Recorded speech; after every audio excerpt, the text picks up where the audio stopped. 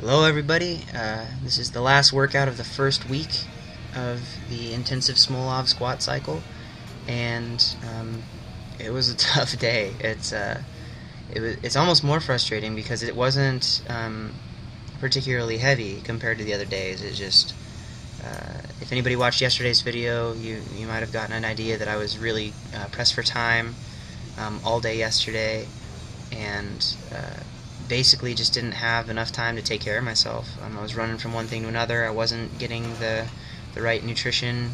I wasn't hitting all my nutrition goals and everything, and it really affected me today. But still managed to pull through, and as crappy as everything felt today, it wasn't like there weren't,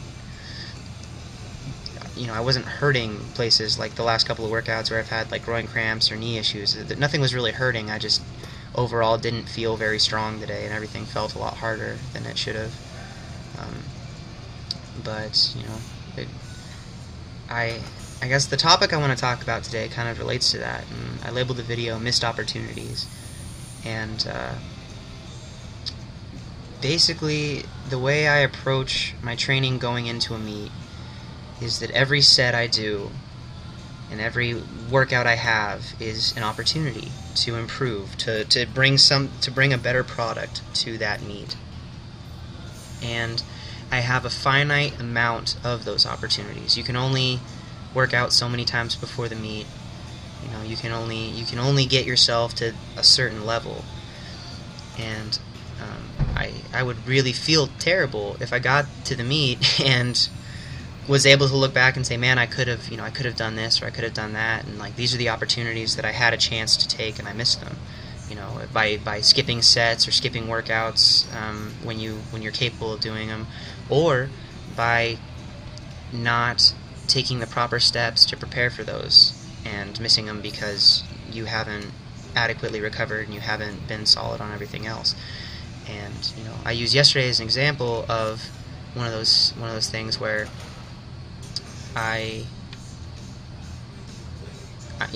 circumstances prevented me from doing that, and so I didn't use the excuse to miss the opportunity today to train. But there are some people that make decisions that are, that they're decisions that they're making that negatively affect their ability to carry out those opportunities. And it's just one of those things where I see it and it kind of bums me out, but I really hate to say it. The only person that you're hurting when you do that is yourself. This is not a when you're throwing away your opportunities, when you're not thinking through the decisions that you're making, or you're focusing on a short-term satisfaction as opposed to a long-term goal. You may look back at a later time and regret things, and that's really unfortunate, because no one else is going to be able to make that go away for you. No one else is going to be able to say, no, it wasn't your fault, because this is a very single, this is a very personal thing. So is any of the strength sports. Honestly, they don't have team strength sports that are widely competitive, or even have competition opportunities. If you're a powerlifter, if you're a bodybuilder, if you're an Olympic weightlifter, or if you're a strongman, it's on you. If you go to a meet or a show or a competition and you're not prepared, that's no one else's fault. And you just have to make the most of the opportunities you have. And every session, every lift, it's an opportunity to work on your technique. You see, I'm having some technique breakdown here, but every single time I come back up to the top of it, I'm thinking about trying to be better than my last rep, be better than my last set. And it doesn't always work. Sometimes your body doesn't work out like that, but it's always the goal. Moved on to bench press here, and had 325.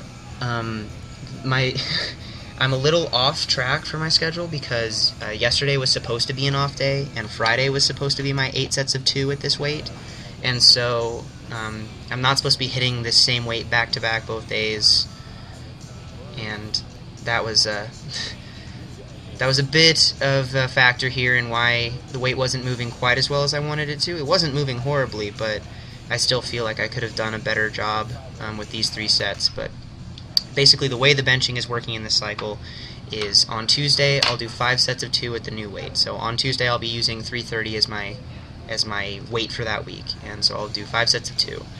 And then in my next session will be on Thursday, and I will do 3 sets of 5 at a lighter weight, around 300 pounds or something. It's almost a deload.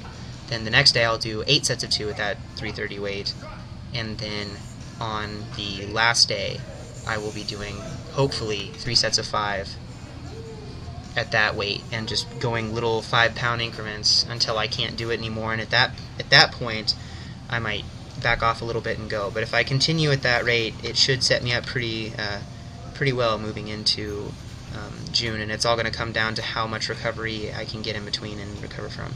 You saw on that last bench, I actually tried to pause it a little too long and got halfway up and was out of air, so I almost blacked out doing that. So I'm going to have to shorten the longer pauses, I think, a little bit, or just be better rested when I come into the sessions.